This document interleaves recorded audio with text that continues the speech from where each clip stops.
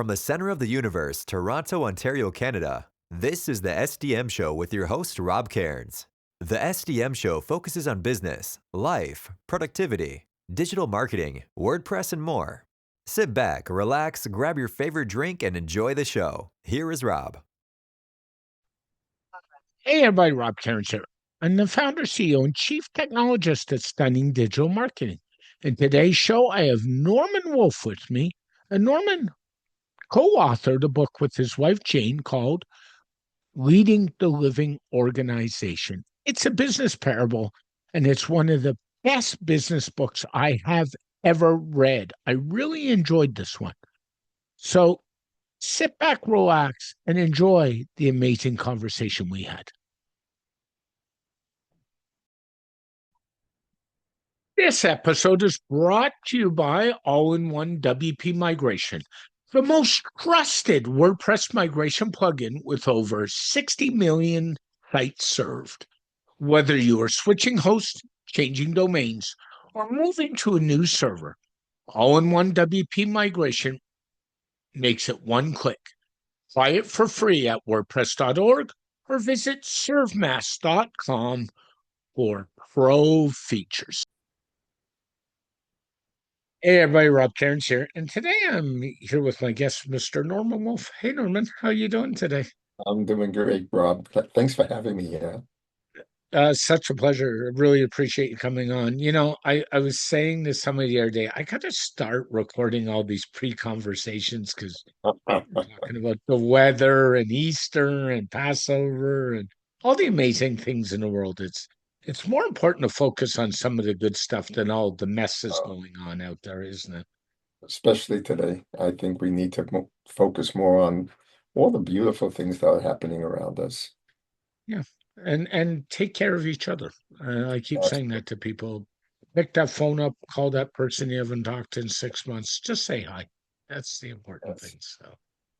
Um, things we're going to talk about was leadership, Mhm. organizations, and all that great stuff. You have a book called Leading in the Living Organization, which you kindly sent me a copy of, and I said to you before recording, I'll say it here. It's an amazing book, and as my partner Tiz says, she hasn't seen a book capture my attention that well in a long time. So thank you for writing that, and thank you for Oh, you're sharing very it. welcome. And thank you for that comment. It's an author's dream to have somebody say what you just said. So I You're really welcome. appreciate it.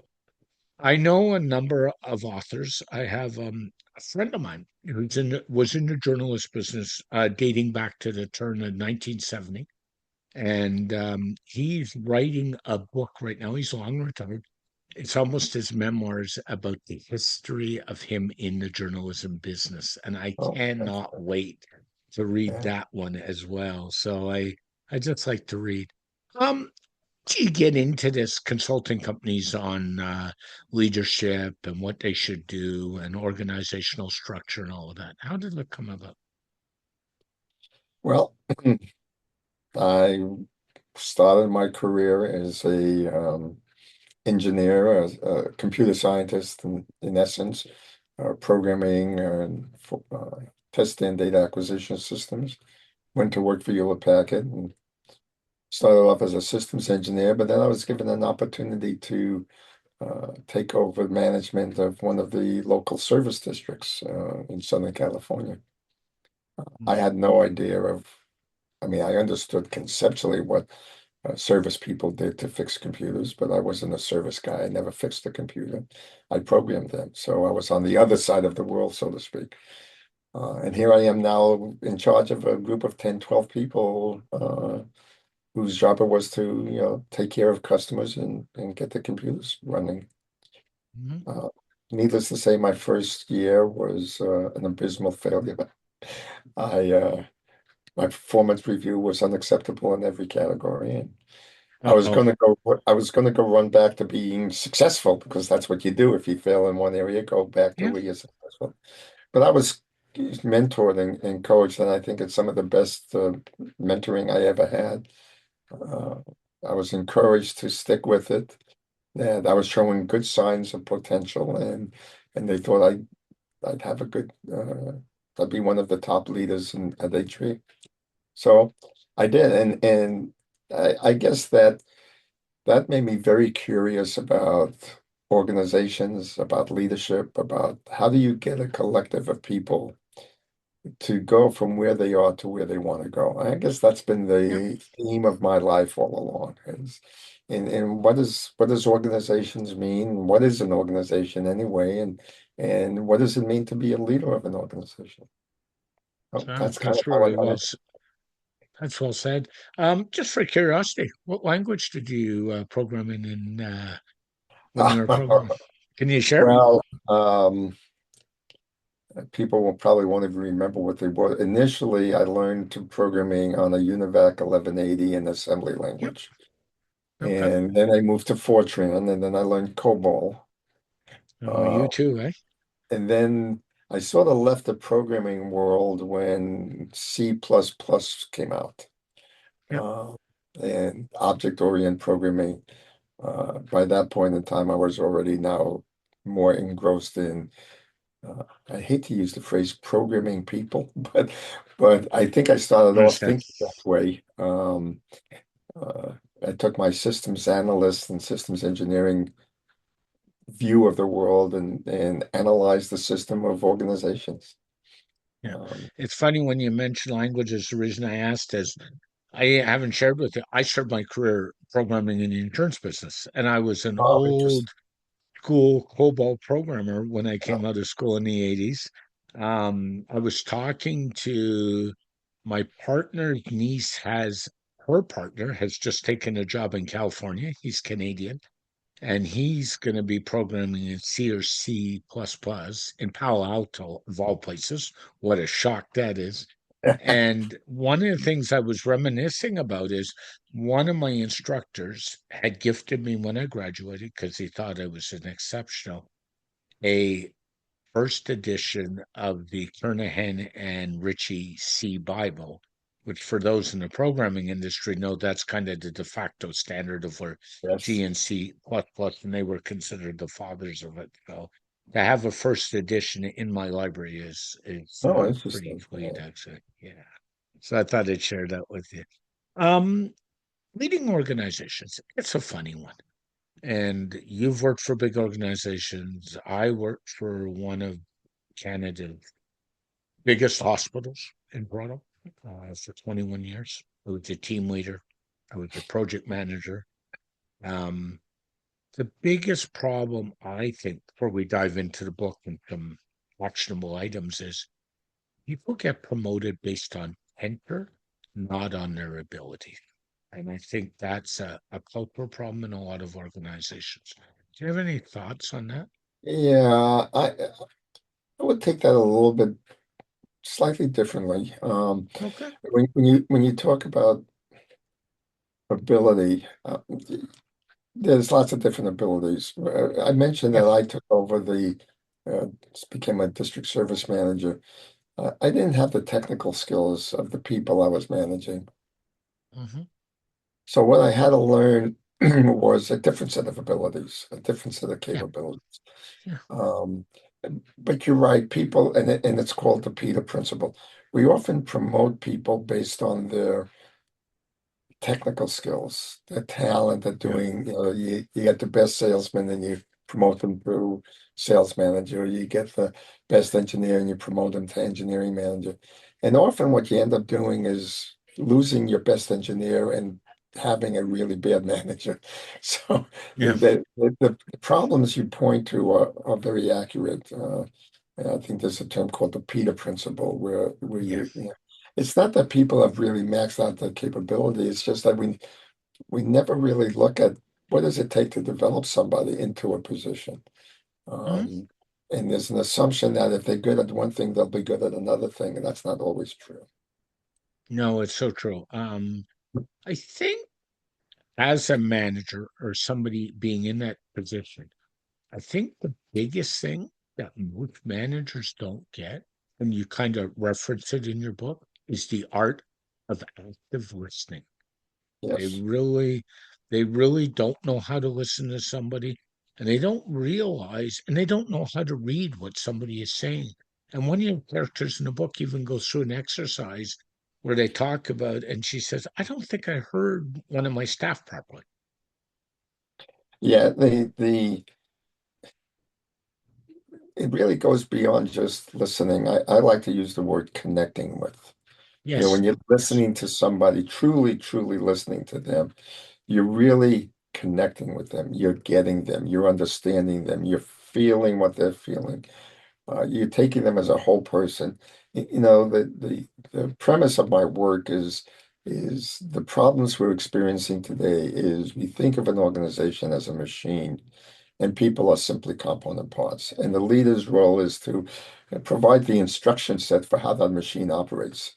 And yep, so we do a lot of telling, we do a lot of explaining, we do a lot of, I know what you need to do, let me tell you how to do it, right? When you know, again, going back to my own early experiences, when I first went to work for Pratt& and Whitney Aircraft, early on, one of my supervisors said to me, you know, Norman, when you come to work, you leave your personal life at the door. You come here to work. Work is not meant to be fun. It's work. And you know, if you just think about that, think about how dehumanizing that is. All I am is a simple yeah, component.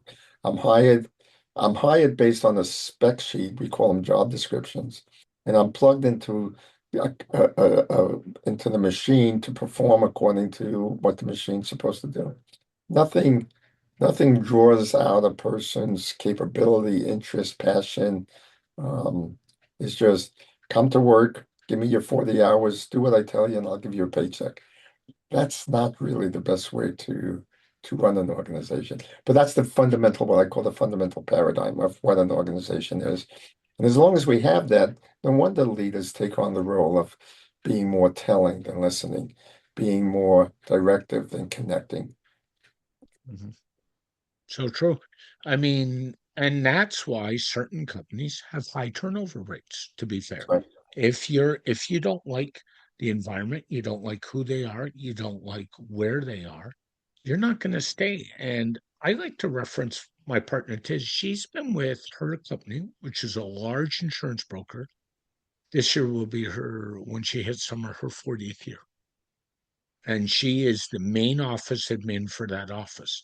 And I always used to joke when I was in healthcare, even the VPs I worked with, I said, you're not the boss of the office, your admin is, because we all know admins make those companies run. They might not have the Right. profile, but they're certainly the go-to people when I need stuff. I learned that long, long time ago. Long time ago. And Yeah. I would say to her, and they've got a large number. Like you go out to the Christmas get-togethers in December, and they're always honoring people that have been there 30, 35, 40 years. And that says a lot about a Mhm. company culture and who they are. Yeah, you know, you talk about people who don't like it, get up and leave and move on. Yeah. It would be nice if that was really the case. I think what really happens, and it's supported by the work that Gallup people have done on engagement, what you have is only 27 percent of the people are engaged across the Yep. board, which means 70% are disengaged. And there's a group of them that are actively disengaged, which means you got 30% of the people who are really committed to getting the work done that the organization needs. You got 40% of the people who are just kind of there doing Yeah. what they're doing, but not really engaged. And you got 30% of the people who are actively working against you. It'd be nice if those people would just pick up and leave. But you know, we don't even help them leave the organization. We keep them around, disgruntled, and try to get things done. No wonder why 70% of companies fail to achieve the goals they set out to achieve. Yeah. And it's often managers and directors that aren't engaged, not even the working That's right. staff. So how do you exact? So I'll give you an example of that. And I won't mention the company and this is personal. I had a director, my boss's boss, who I knew would approve emails and not read past the third paragraph. Knew that she wasn't engaged. So you know what happened when I wanted to get something approved financially. I buried in paragraph 5 or 6. You're laughing at me, but you've heard this story, I'm sure. And Well, and I well, get back, why did you do that? And I'd say, but I have your email signature, your approval signature on an email. Uh, I didn't say that. I said, and I knew she wasn't engaged. And it was just, yeah, yeah. It's all too often, and you yep, know, I had one of my mentors at HP used to joke about how people will find ways to get what they need done mhm, in a very ineffective system. They find ways to yep, work the system. They play the they do. game, and that's not healthy for them or the system itself. So Yep, it's so hard. And I think what really makes a good leader, and this comes out really clear in your book, is communication, talking yeah, to people, sitting down with them, having a discussion. And you even said one thing you said is you had a boss who said, leave your personal stuff at home. You can't do that. Your lives intertwine. It doesn't work that way. How you feel at home affects how you feel at work, which affects how you feel at home. And I'm going to tell you, if you're having bad days at work and you're married, your marriage is going to suffer sooner or later, yeah, sure, whether you want sure. it. Yeah, you're a person who's living through life. You know, the fact that we have a society that's talking about work-life balance. If you step back and think of what that means, it means it's another way of saying what that supervisor said to me. When you walk through the door, you don't have a life. You're a component part. You're plugged into the machine and off you Yeah, go. yeah, When you're done, then you go back and have a life. I mean, how silly is that? Who wants to live a life where the thing I spent most of my time in has nothing to do with the experience I have in my life? That's silly. I mean, why would it's amazing that we have so many people conditioned to live life that way. And it's yeah, sad. it is. It is. And these are people, when we're at work, if you work a traditional job, and you and I don't anymore, so that's fair. When I Oh, say I don't. I don't either. I mean, I work from home every day, right? Yeah, But if I had a traditional old school office job, I would be with these people more than I'd be with my partner, more than I'd be right. with my son, more than I would be with my mother, more than I'd be with their family. And they're saying, come to work just to work. That does not make sense. That's right. That's right. So, my work is has a threefold objective. One is Yeah. make work, make organizations more effective at achieving the goals they set out to do. Mhm. Do that in a way that makes the environment that the employees are in Yeah. life satisfying as well Mhm. as organization satisfying, and make the role of leadership one that's actually fun instead of the burden most leaders. Yeah. I just read a study not too long ago about, I think it's one of the few studies that have been recently done. I'm sure we'll see more. The impact of today's role of leader is so burdening. Most leaders are reporting, I think it was 68%, they go home emotionally drained and Mhm. feel so what was the word? Oppressed by the work they do. And they're caught in a big bind. A leader's number one responsibility is to make sure that the organization is achieving the goals they need to be Yeah. successful, right? Yeah. But the way they go about doing it puts them in a bind. They rely on logic and KPIs and all of that, but the organization is responding. It's like I was talking to a friend of mine the other day, and we were talking about what's the leader's number one problem? He says they keep trying these different things and different ways of solving their problems, and they're just not working. And repeatedly, everything they try just isn't working. They put in a new um, execution management system, and it just doesn't work. And they just don't understand why. And so they're getting more and more frustrated. So leaders aren't happy. People in the organization aren't happy, and organizations aren't successful. That has to change, and that's what my my framework, The Living Organization, is all about. The second book, Leading the Living Organization, helping leaders understand the skills they need so they can be effective. And the third book would be actually Creating Results the Living Organization Way, which is this is how you become successful. Yep. The and the system. So in your book, you refer to, I believe it was an HR system, and she was having problems with the processes in there. And the computer system is really just an electronic folder when you think of it. It's a good word for it. So, and everybody says, oh, the computer system's a problem. The computer system's a problem. 9 out of 10 times, it's not the computer system. It's the processes, the culture, and how leadership approaches it is the problem. Right. Would you agree with that? Yes. Yeah. And we see it even more today. The book was written before AI became a thing. If Yeah. it, if I wrote it today, AI probably have a more prominent role in the book. But it's the same thing. It doesn't really matter.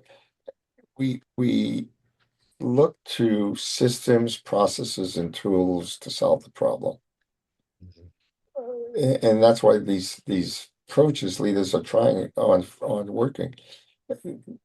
Tools are there to really enhance human effort.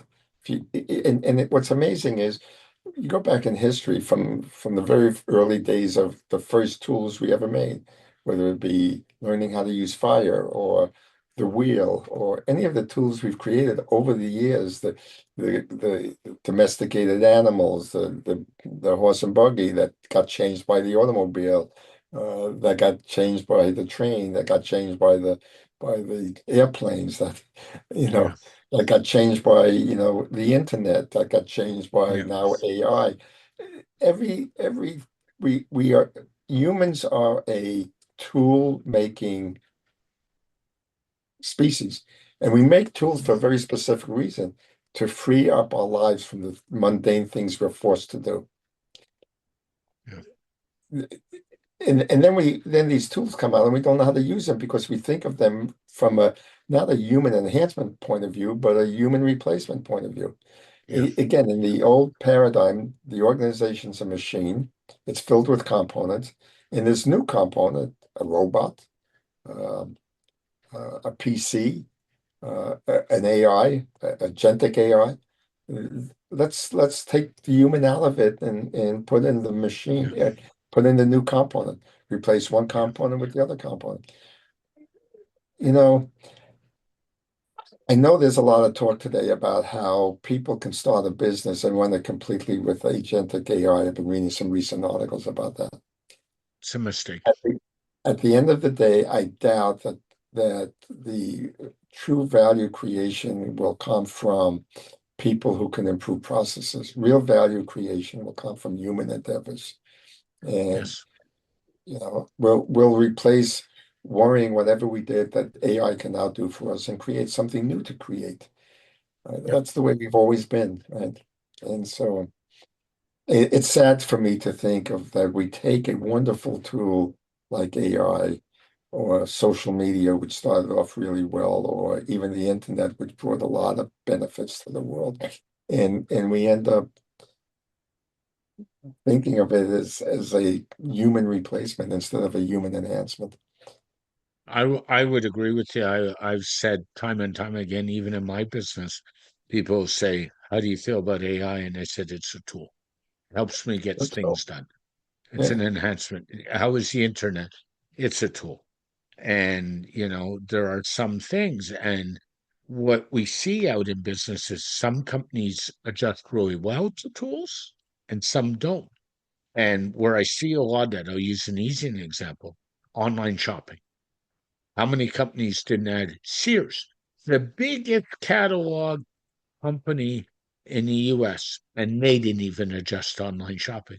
And when you look at it, that would have been an easy move. An easy move. They're already doing it. And they didn't see it coming, That's right. you know? Yeah, I mean, you see that all over. Kodak didn't see the digital cameras coming. Uh, Yeah.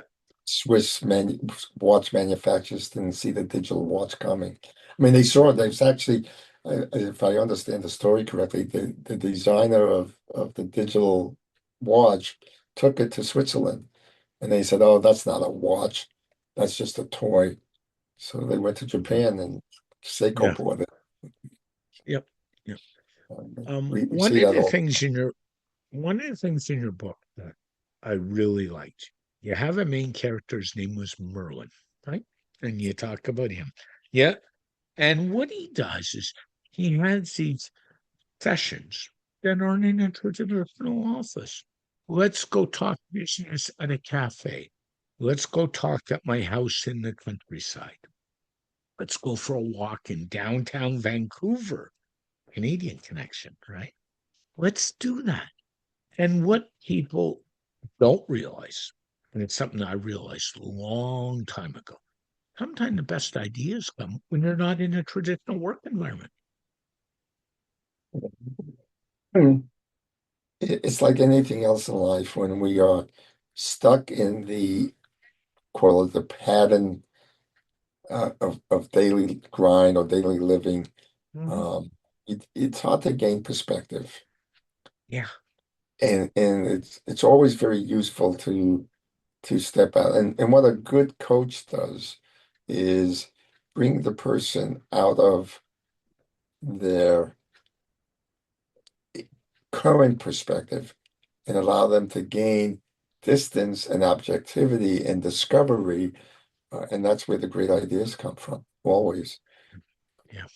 It's very hard to become creative or innovative when you're just stuck in the doingness of life, just following the patterns or you know, it's just very hard. That's why people go on retreats. Yep. They need time and Exactly. space away. Um, in business world is very intense. And so yeah, Merlin takes Catherine, the Yeah. CEO that he's working with, off to his house, and they'll Yeah. take a break from the conversation and go sit out and listen to the Yeah. waterfall and have a cup of Yeah. tea and then come back to it. And all of a sudden, Catherine has a aha moment because of that separation. Mhm. It's really So important. you talk about that, and I go through that a lot in my own life. My partner and I like to go down to Niagara Falls, Ontario. To me, one of the most beautiful spots in this country, and we go Uh, 3, 4 times a year. And we were there last November for our third year anniversary together to celebrate and get away and do something special.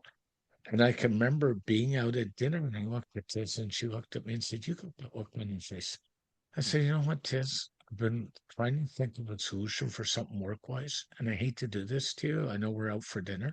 I'm going to voice my solution into my phone because it hit me.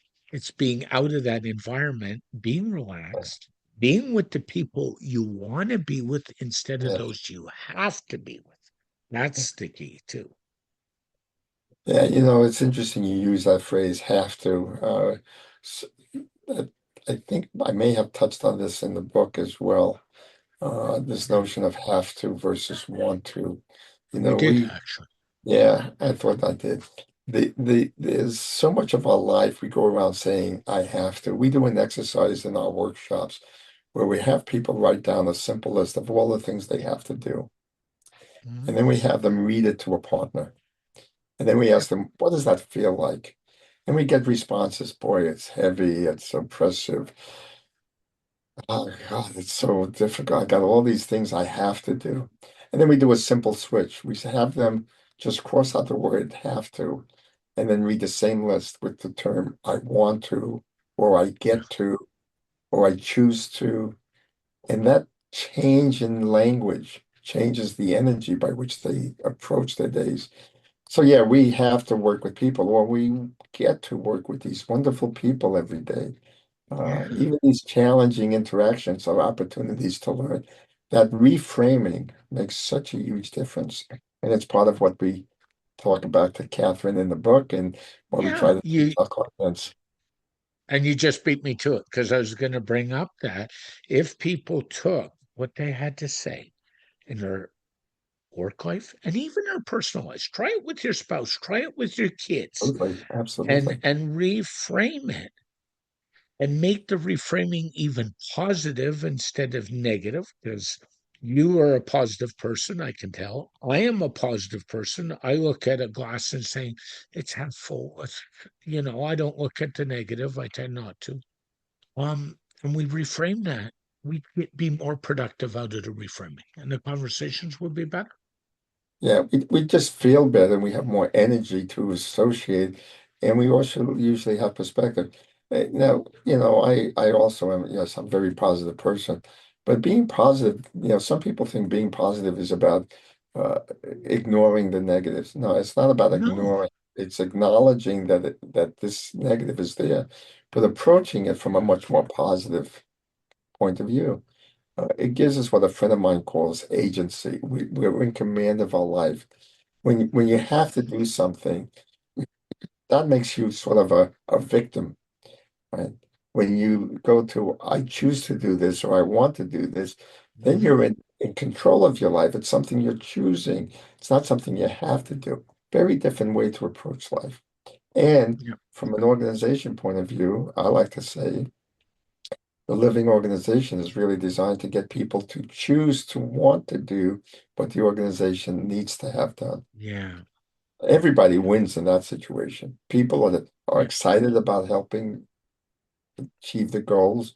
Mhm. The leader doesn't have to beat them, whip them, control them, bonus them, incentivize them because they want to do it. And Yeah. the energy is so much higher and the results are so much greater. It's amazing. Yeah. And it's also doing it with intent. And I think Within, that's even a more key word is you have to do stuff with intent. And that comes out loud and clear in the book as well. yeah, yeah. Yeah, without, you can't choose something if you don't intend it. And if Yeah. you don't intend it and you're just doing what you're being told, you're really just um, uh, use the word victim. You're going about life without being in control of your life. Mhm. We talk about a thing called contribution agreements. And I'm not sure that's in the book. I don't think it is. I think it's in the next Not book. no. Yeah, but the notion behind it is, wouldn't it be nice if everybody was the CEO of their life, where they took You beat me complete to that. control, complete control to their to their life, where they were in complete control of everything they did. Um, it's interesting when I present that idea, people get really excited initially, and then they get really scared. Yeah. Because when you think about it, I had that experience when I was turning 40. I won't tell you how many years ago that was. When I was turning 40, I was celebrating my 40th. I think you've told me, so I I'll think I forgive have. you. Yeah. For your audience, I'm 78 now. I Yeah. When I was turning 40, I was reflecting back on my life and I realized that for the first part of my life, clearly as a child, I was told what to do for good reasons. And then as I, turned into my 20s, I pretty much lived my life according to the pattern or the guidelines or the way I was raised to live my life. And here I am turning 40, and I realize I have all these experiences now. I can do anything I want. What a freeing opportunity, freeing thought. And then the very next thought, almost simultaneously, was, oh my God, I can choose anything, but I'm the one choosing, and I'm responsible for whatever I choose. And I can't blame my mom anymore, and I can't blame this, or I can't say I'm Yeah. doing it So because of it. It's like it gives us a sense of agency, but agency for a lot of people is very scary. And I can appreciate that because I had gone through that. Um, but that's really what we want for our society. We want people who feel like they're CEOs of their own life. They've got full agency. They make choices and they live with those choices and they learn from those choices. yeah. Um, Yeah. so it's a different perspective. As we've been talking, it's a reframing of how to live life. Mhm. Um, And I think you're living in my head today, Norman, because as before we got to the term the CEO of your own life, would you believe that's exactly what I was thinking? And I was yeah, going to go down that road, and well, there you you go. beat me to it.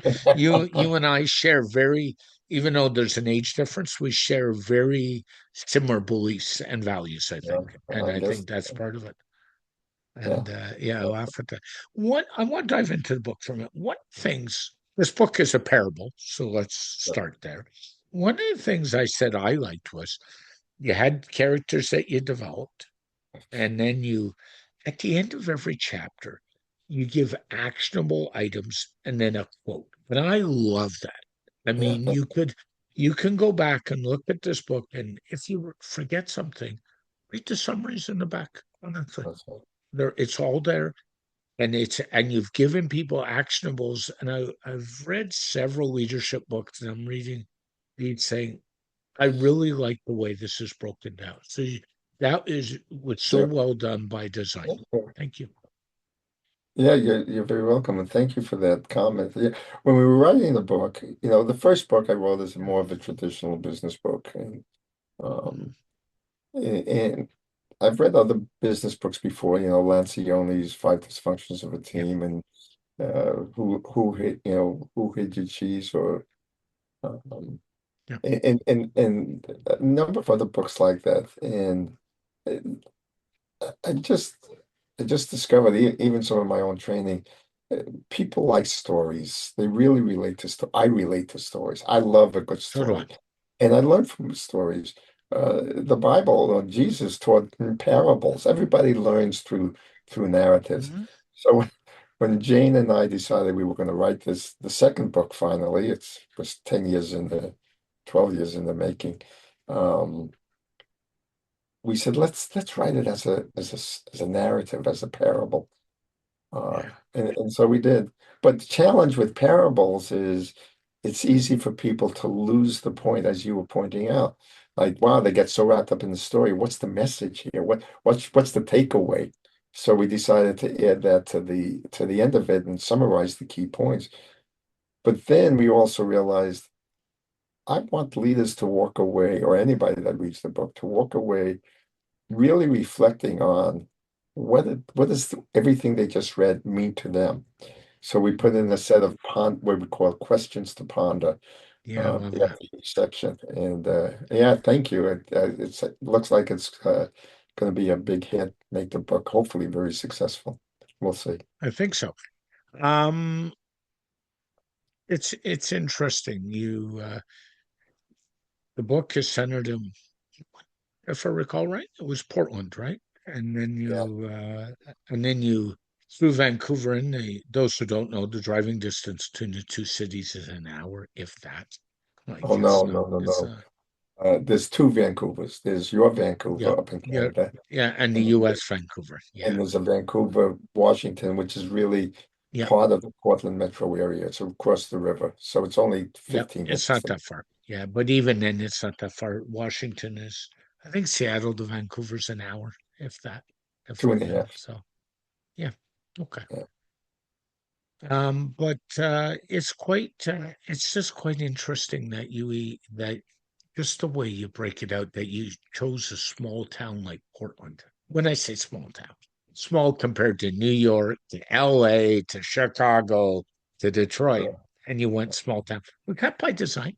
I'm asking. Well, two reasons. Yeah, somewhat by design. It's where we live. We live in Yeah. over in Yep. Vancouver, Washington, which is, like I said, just You do. across the river from Portland. Yep. Um, but but the work, my work, is really designed for what is often called the small and medium-sized business. Those businesses with, anywhere from Hmm. 10 to 20 people all the way up to 500 or so. Um, Really what the heart of America and mostly the heart of business around the world is in those small, medium-sized business. Yeah. The Fortune 500 only has 500 companies. The Fortune 2000 only has 2,000 companies. Yeah. But there's like in the US, there's like 9,000 businesses. So, most of the businesses, um, somewhere between the mom and pop shops and the big corporations that everybody is talking about. And that's where most people live. That's where the majority of people work. Mm. So our work is around you might call it the small town environment in business, Yeah. small town business. And Yeah. in Portland, you're right. Portland's a very interesting city. I I came up. I was born in Brooklyn, New York, right? So I know what big cities like, and So then I you know moved, what New York's like. Yeah. and then I lived for over 30 years in Los Angeles, Orange Yeah. County, and so coming up to Portland was very different, but I loved it up here. And I always talked about Portland as a very big small town because it's the size of some of the biggest cities around, not quite as big as Los Angeles, New York, or Chicago. Um, but it has all the features of a big town, but it's got this small town environment, Yeah. Yeah. which really I think it's much more grounded.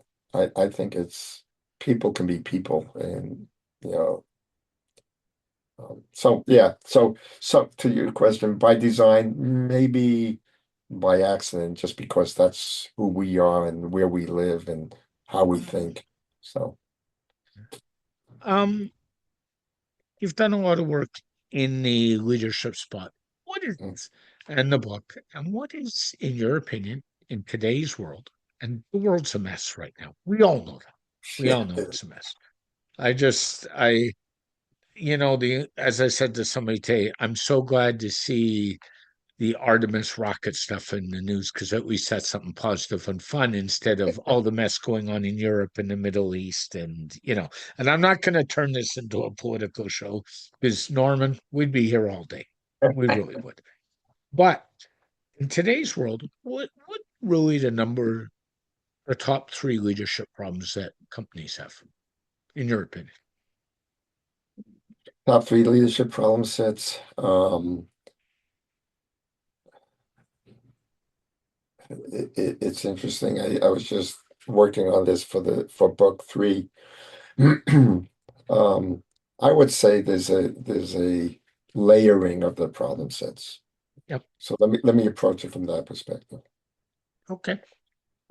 I think the overall problem set that they're dealing with um, is the challenge they have that they must address is how do I take this organization who's been successful doing whatever it's been doing that got us here, right? Because if we're not here, wherever here is, we wouldn't be around. So it's obviously we've been doing some things right for a long time. But as a leader, I see a new vision or a new direction or whatever, right? So we want to go from here to there, right? We're Yeah. here now and got to go there. And put in that terms, it's very simple. The leader's biggest challenge is how do I get an organization to go from here to Yep. there? That usually breaks down into what you might call layer one pain points.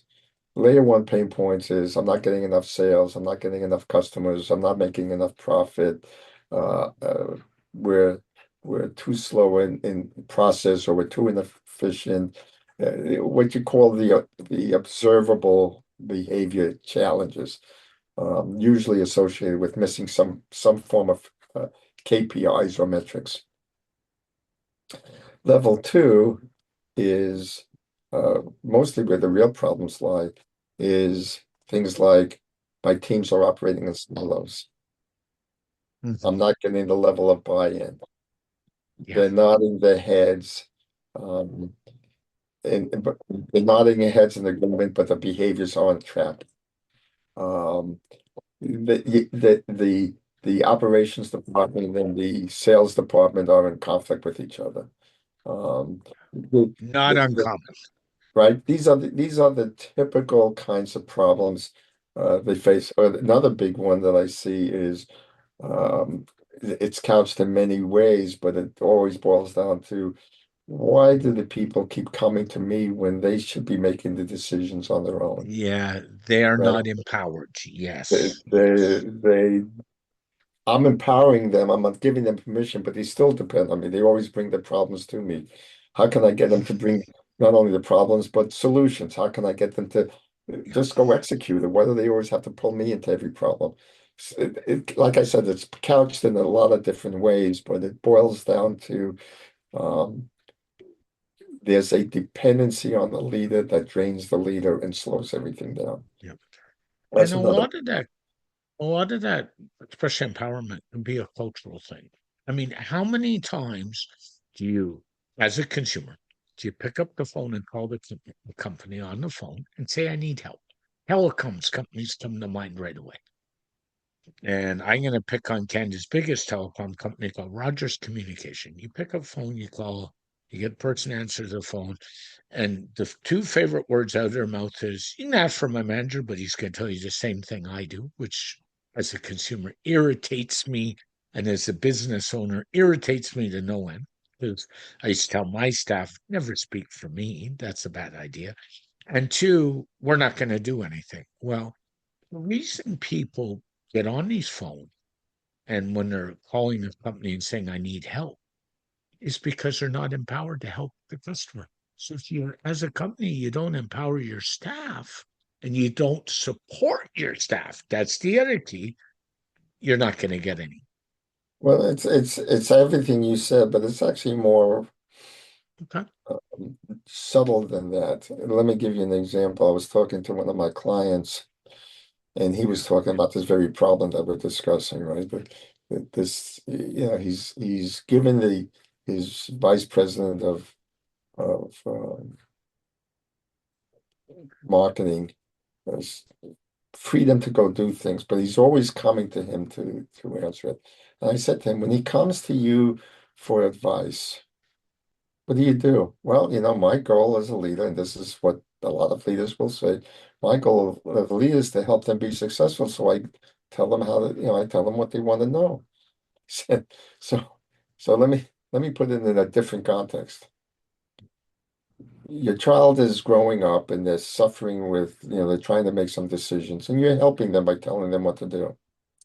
And they learn over time to come to you with any problems they have because you're the smartest person and you're going to make the right Yeah. decision for them. And now they're 35 years old and you're complaining they're living in the basement. That's sort of the metaphor of or the analog of what you're doing with your people.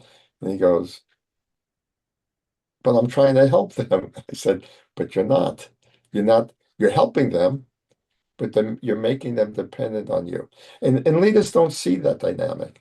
And Yeah. then the employees go, I'm not empowered. They don't let me do it. Well, it goes both ways. I actually had a client who hired me. I was working with his team, and I reported back to his team. I reported back to the client that his team felt he was micromanaging. So he stopped micromanaging. He let them do what they were very capable of doing. And then his team began to complain, he doesn't love us anymore. You're darned if you do and darned if you do. We talk about leaders, but there's also this dynamic of people. And people have been trained to become dependent on the leaders. We train people, and it goes back to even our school systems. School was designed to train people to become good employees. Yeah. We educated them and taught them how to be good people on the production line because that's what Yeah. we needed to do for society. And it worked well in the early 1900s. But we're still training people to depend on the leader to tell them what to do. Yeah. And the leaders buy into that and the employees buy into that. And so we've got a really, really messed up system, to say the Yeah, least. and by the way, that transitions into your personal lives. Oh, Have you absolutely. ever have you ever gone into an old school European family where the parents dictate what the kids do and they wonder why that their 50-year-old kids keep coming to them for everything? It's That's exactly right. that. So exactly the It's same ex pattern. it's how you're trained. Yeah. And so leadership, in our view, going forward, leadership has to take on the role of not designing the machine or managing the machine or telling the employees what to do. Their role is really to develop, nurture, and develop the employees, right? That's Yeah. to help them grow up, to help them become more mature. That's the way we like to think of it. You're helping your organization become more mature as a collective, but also as the individuals within it. And the more you do that, the more they're capable of handling a much more complex world. If you think about what maturity really means, is I as a person can handle more and more levels of complexity. Yeah. And so if we're dealing in a more complex world, you can't have an organization that's designed to treat people in a very simple, well-constructed, uh, take inputs, produce outputs kind of like way, because it Mhm. doesn't work in the world we live in. That's So why I true. created the Living Organization Framework to give leaders a new opportunity, a new way of thinking, a new way of understanding what the organization is and what their role is. And book two that you were talking about is about the six key skills the leaders need to be able to do that. And Yeah. it has a lot to do with what we said earlier, connection. So true. I would Right. agree. Just to kind of wrap up, I have one last question, and that's Yeah. in all the types of organizations you've worked with, and you've worked with a wide variety, are there certain industries that have more of a leadership problem than others, or not really? Not really. I mean, each industry has different challenges they're facing. Yeah. Uh, and in every industry, you'll find one or two leaders that, there's probably more than that, but one or two that become popular that through their own life experiences breaks the mold and begins to operate in the way I talk about in the living organization framework and then Mhm. and then leading the living organization. But they do it not by design, they do it by accident almost. They Yeah. become very good at leading and they've learned all the lessons that I'm trying to uh, share with people. If you look at it, the living organization is probably a how about a reverse engineering of the very successful leaders. Now, I said earlier that there's only 70% of companies fail, but that means 30% are being successful. And a Yep. bunch of leaders out there that have learned how to do what the living organization is talking about. It's just never been explained to other leaders, so or put in a frame that other leaders could adopt and start learning the skills to do what they do. Um, Yeah. so actually somebody once said, Norman, how did you come about the book? And I said, I reversed engineered my success. I Yeah. look at why have I been successful leading organization and took it apart and put it back together. Yeah. So true. That's probably sometimes the best way to look at what we've done right and then figure it out. Thanks for joining me.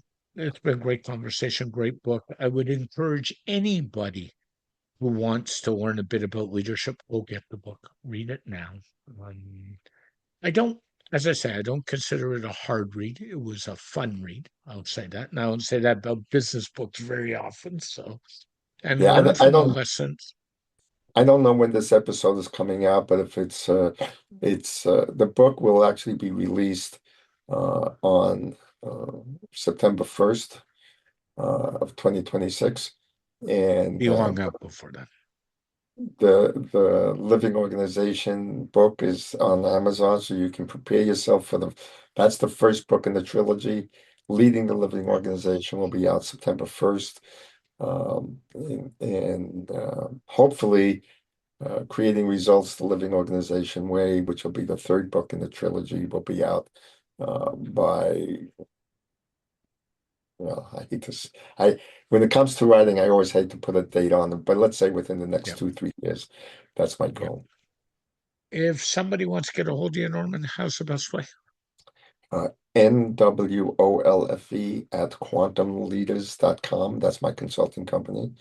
They can Okay. also go visit thelivingorganization.com and quantumleaders.com, both of the two websites. And I'm on LinkedIn, so that's another place they can find me. Thank you very much for your time, sir. You have a wonderful day.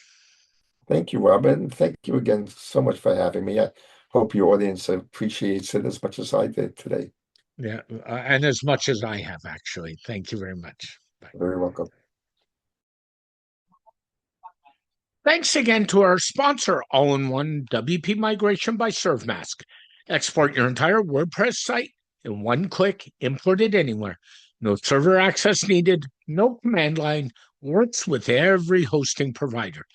Free on WordPress.org. A very special thank you to Norman for joining me on this edition of the SDM Show. The SDM Show is dedicated to my late father, Bruce Cairns. Dad, I miss you very much every day.